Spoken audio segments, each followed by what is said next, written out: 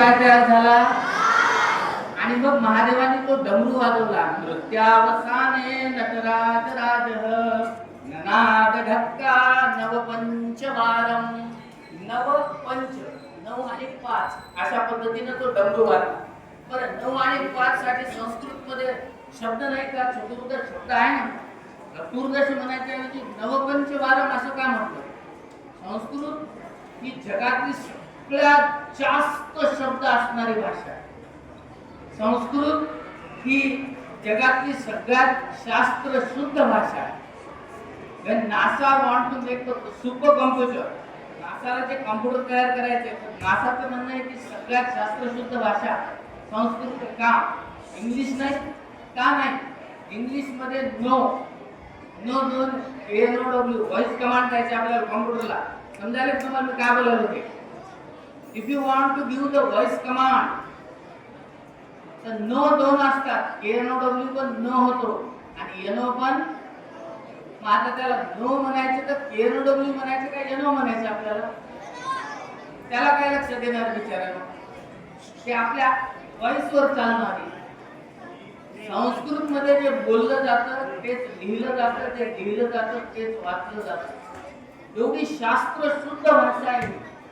This is the most scientific language. ही भाषा कशी निर्माण झाली? नृत्यावसाने नटराज राजः ननाद ढक्का नवपंचवार उद्धर्तु काम सनकादि सिद्धांत एतत् विमर्शे शिवसूत्र जाल. ते शिवसूत्र तयार झालं. ऐऊन रुलुग एवोण ऐवोच अशा पद्धतीने ते डमरू वाजलं. तुम्हाला माहिती का 9 आणि 5 असं का म्हटलंय? त्यावेळेस 5 वेळेस वाजलं त्याच्यातून वॉवल्स म्हणजे स्वर बाहेर आले आणि 9 वेळेस ज्यावेळेस वाजलं त्याच्यातून कॉन्सोनंट्स म्हणजे व्यंजन बाहेर आले. स्वर आणि व्यंजनाला एकत्र केल्याच्या नंतर अक्षर तयार झाले. अर्थपूर्ण अक्षराचा शब्द तयार झाला आणि अर्थपूर्ण शब्दाचं वाक्य तयार झालं.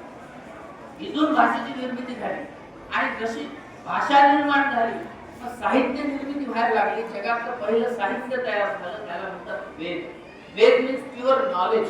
आता त्या संस्था वाढदिवस आहे सायन्सच्या, त्यांना सायन्स इन संस्कृत असं एक पुस्तक दिलं. खूप किती छान कथा परंपरा मी तर भारावून गेलो इथं आल्यापासून. I can't stop my tears. माझ्या डोळ्यातले अश्रू असे रोखून धरलेले माहिती काय? शाळेतून मी आज घेऊन जाणार त्या स्मृती घेऊन जाणार. संस्कृत तर आहेच, प्रश्नच नाही. त्या डमरू वादनातून जे तयार झालेलं पहिलं साहित्य त्याला म्हणतात वेद. जगातला पहिला वेद तयार झाला तो म्हणजे ऋग्वेद. कोणी लिहिला माहित नाही म्हणून त्याला अपौरुषेय म्हटलं जातं. कोणी लिहिला माहित नाही म्हणून त्याला अनादी म्हटलं जातं. अनादी अपौरुषेय.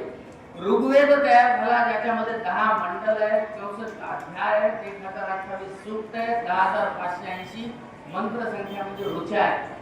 ऋग्वेदाचा उपवेद तयार झाला त्याला म्हणतात धनुर्वेद. It is purely nuclear science. आणि मला तुम्हाला सांगायला आवडेल बरं का, माझा एक विद्यार्थी जर्मनीला हॅम्बर्गला ऋग्वेदातल्या त्या न्यूक्लिअर पॉवरवर PhD करतोय. जस्ट नाव त्याचं थिसीस सबमिट होतोय डिसेंबर मध्ये. मी त्याला ऑनलाईन शिकवत होतो.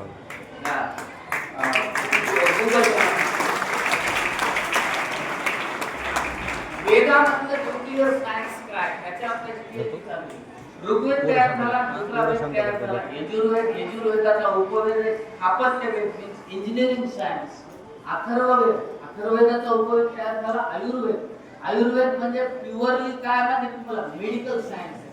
सुश्रुत आणि जगाचा पहिला सर्जन सुश्रुत त्यानं सर्जरी केल्या. त्याच्या वडिलाचं नाक कापलं होतं त्या राजाने. सैनिक त्याच्या वडील ते सेनेमध्ये होते, युद्ध हारून आले आणि नाक कापलं होतं त्या सुश्रुताच्या वडिलाचं. तर त्यांनी झोपीमध्ये वडिलाला नवीन नाक बसवून दिलं. वडील झोपलेलेच होते. झोपीत सर्जरी केली त्याच्या वडिलाची.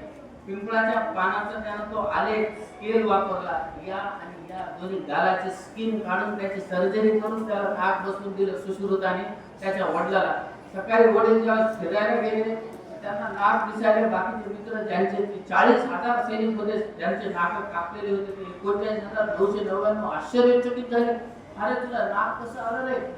मला माहित नाही, माझं पोरगं काहीतरी कुठाला करते काहीतरी केलं असेल. या पद्धतीची सर्जरी सुश्रुत झाली आणि तुम्हाला सांगू का स्टिचेस म्हणजे टाके देण्यासाठी त्यांनी मुंग्याचा उपयोग केला होता. त्यांनी मुंग्या लावल्या होत्या आणि त्या मुंग्या चावल्याच्या नंतर ती जखम त्याची सोडून आली होती. हे सायन्स आपल्या वेदामध्ये आहे. चौथा वेळ त्याला सामवेद. सामवेदाचा उपयोग म्हणजे गांधर्व वेद. आता किती छान नृत्य झालं, गायन झालं, त्या मुलींनी किती छान भरतनाट्यम वगैरे. याचा उदय कुठे माहिती का? सामवेदामध्ये 4 वेद तयार झाले, 4 वेदाचे 4 उपवेद तयार झाले, 6 दर्शन तयार झाले. त्यानंतर पूर्व मीमांसा, उत्तर मीमांसा, न्याय, वैशेषिक, निरुक्त, व्याकरण. त्यानंतर 10 उपनिषदांची निर्मिती झाली. ईश, केन, कठ, प्रश्न, मुंड, मांडव्य, दिक्तीर, ऐतरेय, छांदोग्य आणि बृहदारण्यक नावाचं 10 उपनिषद तयार झालं. मला तुम्हाला सांगायला आवडेल बरं का, या उपनिषदांचं भाषांतर औरंगजेबाचा जो भाऊ होता मोठा दाराशिकोह यानं उर्दूत केलं. मला उर्दू सुद्धा वाचता येते, पुराण वाचता येते. उर्दू मध्ये ट्रान्सलेट केलं. मी तुम्हाला एक श्लोक असा ऐकवतो की त्याच्यामध्ये संस्कृत पण आहे आणि उर्दू पण आहे. 11वं उपनिषद त्या दाराशिकोहानं अल्लोपनिषद त्याच्या अल्लावर लिहिलेले आणि त्याचा श्लोक तुम्हाला ऐकवतो मी की हे जे फिकर मत करतो, त्याच्या खाली असा डॉट लावतो. हे जे फिकर मत कर्तव्य जिकरे खुदा, खुदा ताला प्रसादेनं सर्व कार्य फते होय. तर तो ट्रान्सलेट करू शकतो उपनिषदांना आपल्या. आपण तर ओरिजिन मूळ आपलं भारतात आणि सगळ्यात महत्त्वाचं सांगू का, राष्ट्रभाषा करा. संस्कृतला भारताची राष्ट्रभाषा करा ही मागणी भारताचे भारत रत्न घटनेचे शिल्पकार डॉक्टर भीमराव आंबेडकरांनी केली होती की भारताची राष्ट्रभाषा जर कोणती व्हायला पाहिजे तर ती संस्कृतच व्हायला पाहिजे. ती मागणी बाबासाहेबांनी खूप लावून धरली होती. दलित महासभेची बैठक होती, पेरियार स्वामी त्याचे अध्यक्ष होते आणि त्या सभेमध्ये बाबासाहेबांनी हा मुद्दा मांडला होता की भारताची राष्ट्रभाषा जर कोणती व्हायला पाहिजे तर ती संस्कृत व्हायला पाहिजे. भारतीय राज्यघटनेमध्ये तुम्ही जर गुगल सर्च केलं तर तुम्हाला सापडेल की भारताच्या संसदेमध्ये 22 मिनिट 29 सेकंद संस्कृत मध्ये बोलणारा एकमेव खासदार जर कोणी असेल तर ते भारतरत्न डॉक्टर बाबासाहेब आंबेडकर आहे. ते संस्कृतचा राष्ट्र आहे. बाबासाहेबांना काय संस्कृत येते याच्याबद्दल मैत्र नावाचे ते पश्चिम बंगालचे खासदार होते. त्यांनी आंबेडकरांना संस्कृत मध्ये प्रश्न विचारला होता. त्यावेळेस बाबासाहेब 22 मिनिट 29 सेकंद त्यांना भारतीय संसदेमध्ये संस्कृतात बोललेले. आणि संस्कृत ही जगातली सगळ्यात सोपी भाषा आहे. कशी सोपी आहे तुम्हाला सांगतो, किती सोपी. याचं उत्तर तुम्ही पण देत. तुम्हाला एक छोटासा प्रश्न विचारतो तुम्हाला, तुम्ही याचं उत्तर देऊ शकता. बघा, सरळ बसा, ताळ. आता दीर्घ श्वास घ्यायचा. अजून तुम्ही बोलायला सुरुवातच केली नाही. जेवढे त्रासतात तेवढं जास्त छळणार. ताळ बसले का? Very good. झुकू झुकू झुकू झुकू धुरांच्या रेषा आणि पळती झाडे.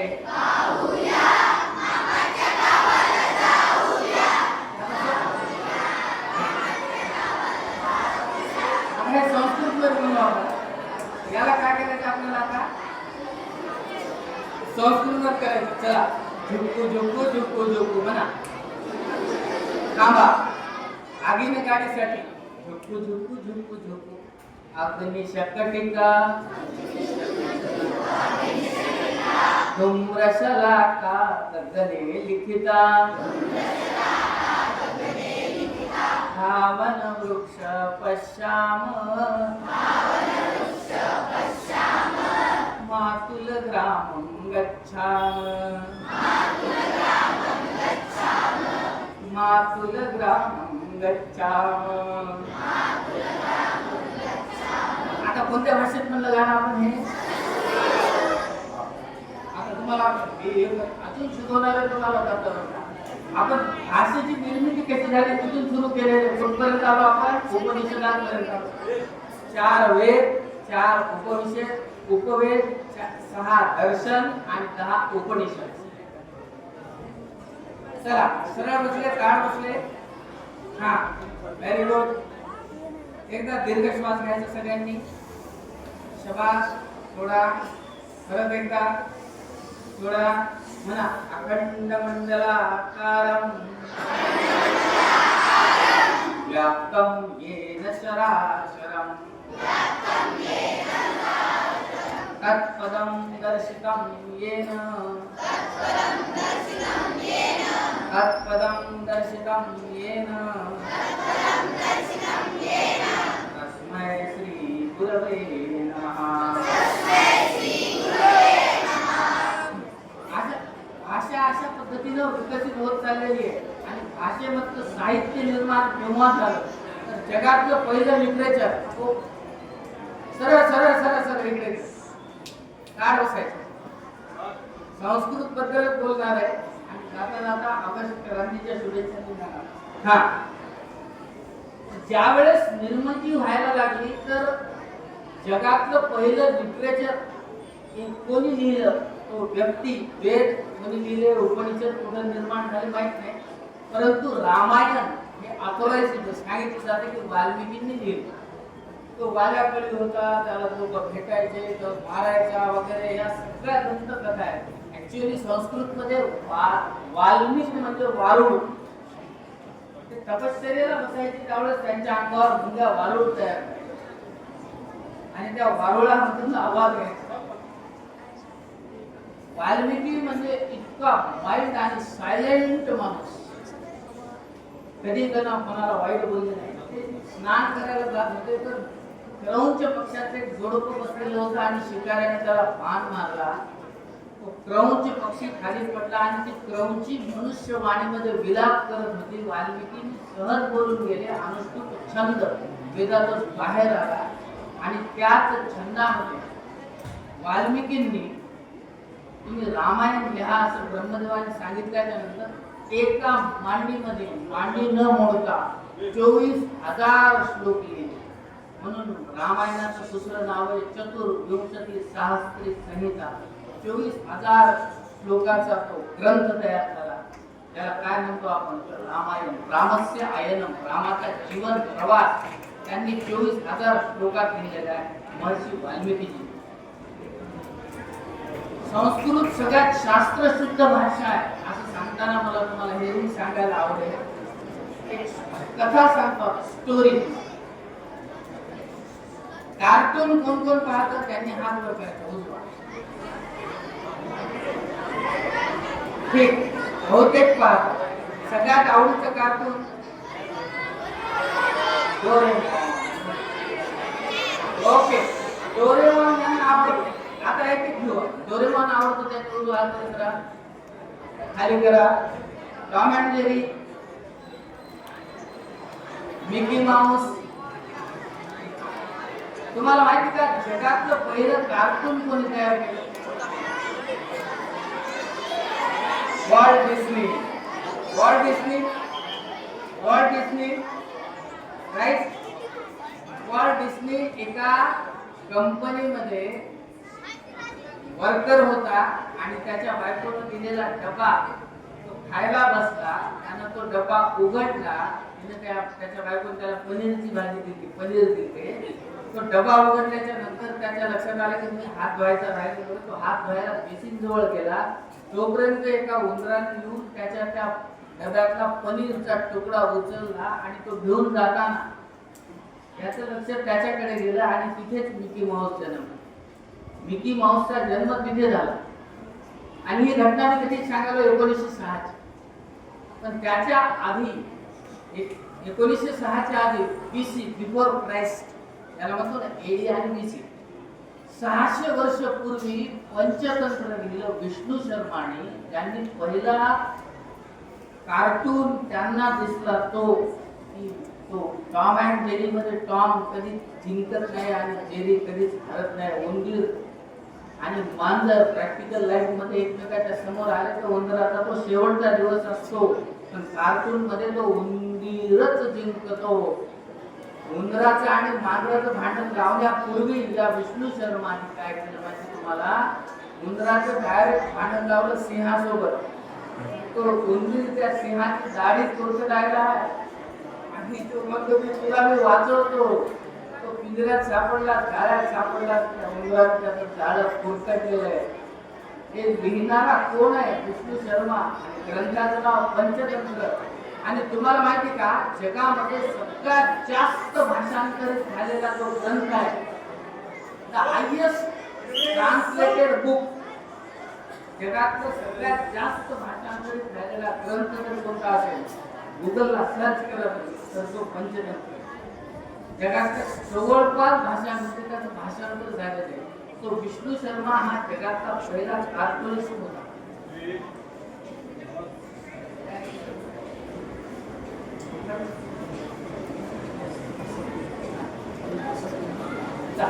ठीक आहे.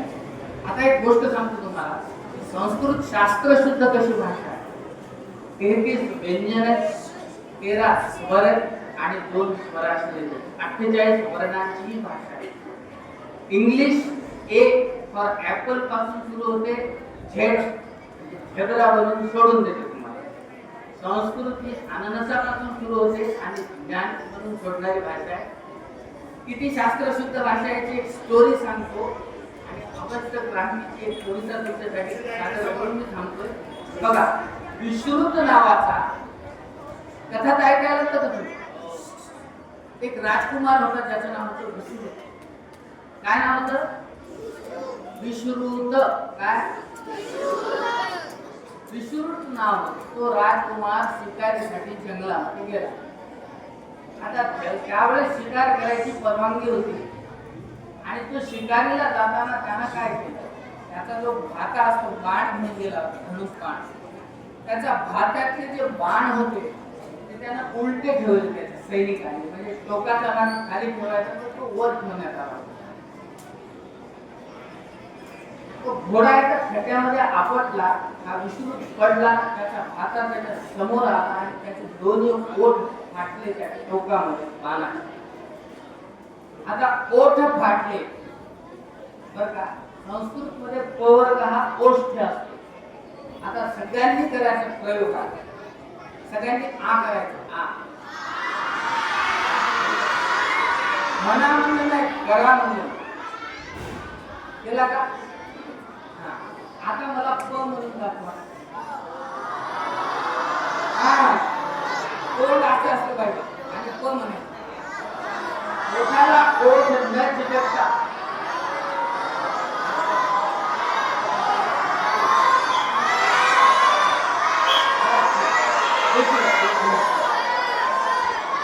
असं केलं का तुम्ही? ओठ असं केलं का?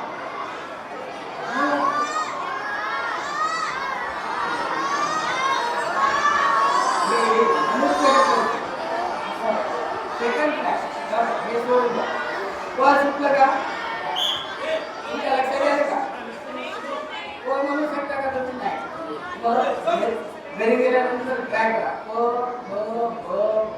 आणि मग याचा उच्चार ओठाला ओठ लागल्याशिवाय तुम्ही करूच शकत नाही. हे गोष्टी आहेत, गोष्टी. बस कथा तिथून पुढे चालली. कथेकडे लक्ष द्या थोडं. ओठ कोणाचे फाटले? ओठ कोणाचे फाटले? कोणाचे? विष्णुरूत. त्याला काय म्हणता येईल? प म्हणता येईल, फ म्हणता येईल, ब म्हणता येईल, भ म्हणता येईल. तिथून पुढे कथा 85 पानं लिहिलेली बाणभट्टाने, ते सांगत नाही तुम्हाला. पण त्या 85 पेजेस मध्ये जवळपास 1.5 ते 2 लाख शब्द आलेले, एकातही प वर्ग नाही. शेवट त्याला भगवान शंकर प्रसन्न होतात, त्याच्या डोक्यावर हात ठेवतात आणि त्याचे ओठ चिटकतात. त्यावेळेस तो शंकराची स्तुती करतो, श्रावण महिन्यामध्ये करतो आणि त्याचवर क्रमाने करतो की विनाकी खणी बालेतू भस्मी मंदाकिनी लिंबा पवर्ग रचिता मूर्ती अपवर्ग प्रदायिनी. आणि परत एकदा तुम्हाला एका क्रांती दिनाच्या रक्षाबंधनाच्या शुभेच्छा देतो. देशासाठी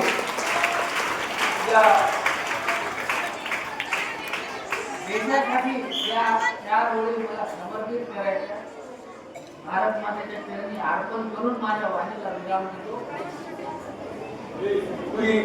थोडंसं आता ताळ बसायचं सगळ्यांनी, त्याच्यानंतर बोलणार नाही. दीर्घ श्वास. ओके.